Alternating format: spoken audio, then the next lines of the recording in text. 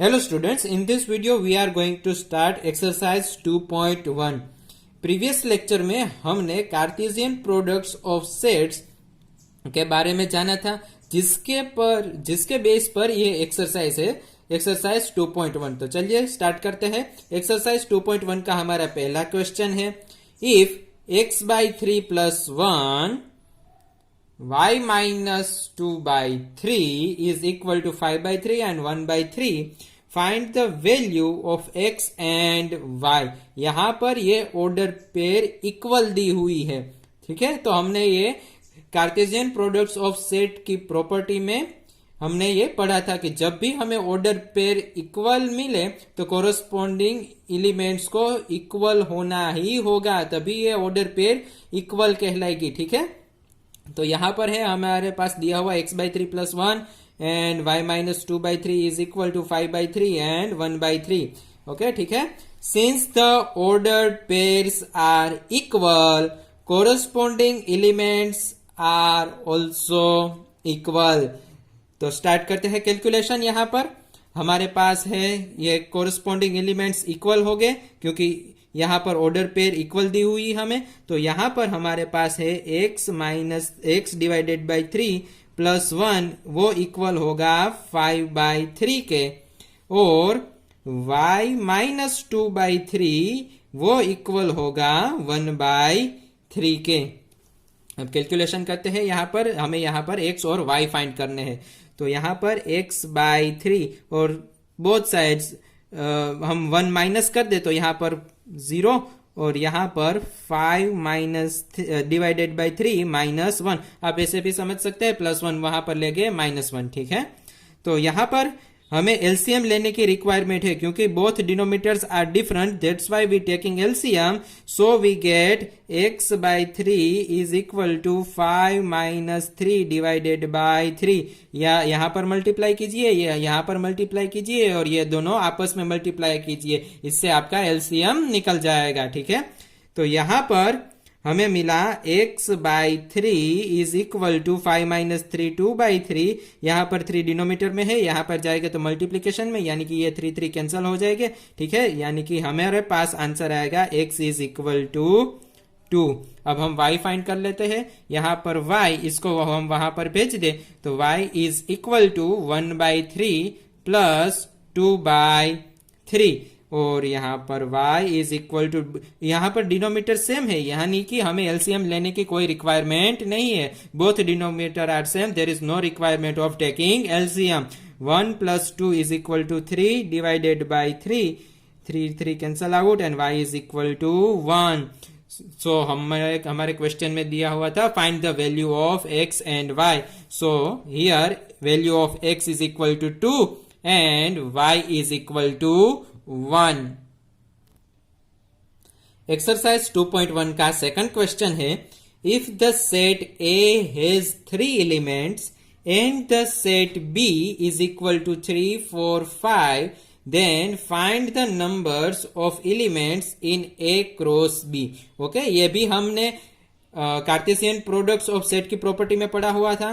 क्या पढ़ा हुआ था कि नंबर ऑफ ए सेट में अगर P एलिमेंट हो और number of elements in set B में अगर Q एलिमेंट हो, then number of A cross B, the number element of A cross B is equal to P into Q, यानी कि ये दोनों का मल्टीप्लीकेशन हो जाएगा, और इतने एलिमेंट्स हमें A क्रॉस B में मिलेंगे, ठीक है। तो यहां पर इस क्वेश्चन में हमारे पास है the set A has 3 elements, it means number of elements in set A is equal to 3 and the set B is equal to 3 4 and 5. It means that number of elements in set B is also 3. Now we find number of elements in A cross B is equal to number of elements in set A into number of elements in set B, 3 into 3 9। तो हमें question में दिया हुआ था then find the numbers of element in A cross B। So we find therefore the number of elements A cross B is equal to 9। Exercise 2.1 का question number 3, if G is equal to 7 and 8 and H is equal to 5, 4, 2, then find G cross H and H cross G. Okay, so first we find G. सबसे पहले हम यहाँ पर set आपको मैं denote कर दूं. यहाँ पर हमारा सेट है G. G में एलिमेंट है हमारे पास 7, 8 और यहाँ पर है H. H में एलिमेंट है हमारे 5, 4 and 2. So first we find G cross H. G cross H यानी कि पहला एलिमेंट हम कहां से लेने वाले हैं? G में से, क्योंकि कार्टेशियन प्रोडक्ट में हम ऑर्डर्ड पेयर बनाते हैं, यानी कि पहला एलिमेंट पहले सेट से और दूसरा एलिमेंट दूसरे सेट से लेंगे. ठीक है, तो यहां पर G क्रॉस H और टोटल कितने एलिमेंट हो गए? 2 into 3 यानी कि 6 एलिमेंट हमारे G क्रॉस H में हो गए. ठीक है, तो यहां पर G cross H is equal to हमें मिलेगा सबसे पहले 7 5 के साथ पेयर बनाएगा. उसके बाद यहां पर फर्स्ट एलिमेंट हम लेंगे फर्स्ट सेट से यानी कि G से. फिर 7 हमारा 4 के साथ पेयर बनाएगा. फिर 7 2 के साथ पेयर बनाएगा. बाद में 8 जो है वो 5 के साथ, 4 के साथ और 2 के साथ, यानी कि यहां पर 8 है वो 5 के साथ पेयर बनाएगा. फिर 8 4 के साथ पेयर बनाएगा और फिर 8 2 के साथ पेयर बनेगा. इसे हम कहते हैं order pair. First element is in the first set and second element हमारे सेकंड सेट से. ठीक है, तो हमने यहां पर G क्रॉस H फाइंड कर लिया. अब फाइंड करने की बारी है H क्रॉस G की. तो H क्रॉस G फाइंड करते. सबसे पहले मैं सेट लिख लू H. H में हमारे एलिमेंट है 5 4 and 2 एंड G में एलिमेंट है 7 and 8. ठीक है, तो H क्रॉस G फाइंड करना है, इसलिए पहला एलिमेंट पहले सेट से यानी कि हम यहां पर 5 से स्टार्ट करेंगे. 5 किसके साथ पेयर बनाएगा? 7 के साथ, यानी कि first ordered pair is 5 7. Second 5 8. Third अब 4 की बारी. 4 7 के साथ पेयर बनेगा. 4 8 के साथ पेयर बनाएगा. फिर 2 7 के साथ पेयर बनाएगा. फिर 2 8 के साथ. यहाँ number of element of set A is equal to 3 and number of element set G is equal to 2, यानी number of element H cross G अगर हमें पूछा होता तो 3 into 2 6 होते. 1 2 3 4 5 6. यहां पर भी 1 2 3 4 5 6. लेकिन यहां पर आपको ऑर्डर का हमेशा ही ध्यान रखना है. फर्स्ट एलिमेंट हमारा फर्स्ट सेट से ही होना चाहिए और सेकंड एलिमेंट हमारा सेकंड सेट से ही होना चाहिए. ठीक है, exercise 2.1 question number 4. State whether each of the following statements are true or false. सही है या गलत है स्टेटमेंट, वो हमें बताना है.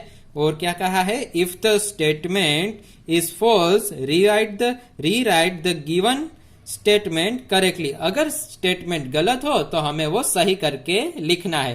तो क्वेश्चन नंबर 4 के अंदर हमें स्टेटमेंट दिए हुए हैं. तो हमारा फर्स्ट स्टेटमेंट है if P is equal to Mn and Q is equal to Nm, then P cross Q is equal to. ये तो आप देखकर ही बता सकते हैं कि गलत है, लेकिन पेपर में मैथमेटिकली रिप्रेजेंटेशन कैसे करते हैं तो वो मैंने यहां आपको बता दूं. यहां पर P है हमारा सेट Mn और Q है Nm. ठीक है, तो P cross Q is equal to, हमें पता है यहां पर कार्टेशियन प्रोडक्ट है. फर्स्ट एलिमेंट फर्स्ट सेट से यानी कि यहां से M किसके साथ पेयर बनाएगा? N के साथ. बाद में M पेयर बनाएगा M के साथ. ठीक है, और यहां पर ये एलिमेंट N के साथ पेयर बनाएगा और N बाद में M के साथ पेयर बनाएगा, यानी कि 2 and 2 हमारे पास P क्रॉस Q में 4 एलिमेंट हो गए. जबकि स्टेटमेंट में तो हमें P क्रॉस Q में सिर्फ 2 ही एलिमेंट दिए हुए थे. Hence P cross Q is not equal to this. Okay, the given statement is false. अब स्टेटमेंट फॉल्स है तो क्वेश्चन के मुताबिक हमें सही स्टेटमेंट लिखनी है. तो सही स्टेटमेंट लिखे. The correct statement is if P is equal to element M and N and Q sets having element N and M, then P cross Q is equal to, यहां पर जो हमने आंसर मिला था वो हम यहाँ पे लिख देंगे। तो ये हमारा हो गया करेक्ट स्टेटमेंट। ये है हमारा एक्सरसाइज 2.1 के क्वेश्चन नंबर 4 का second statement. If A and B are non-empty sets, then A cross B is a non-empty set of order pair X, Y such that X belongs to A and Y belongs to B। तो ये statement तो सही ही है, लेकिन लिखेंगे कैसे? By definition of cross product given to non empty sets A and B।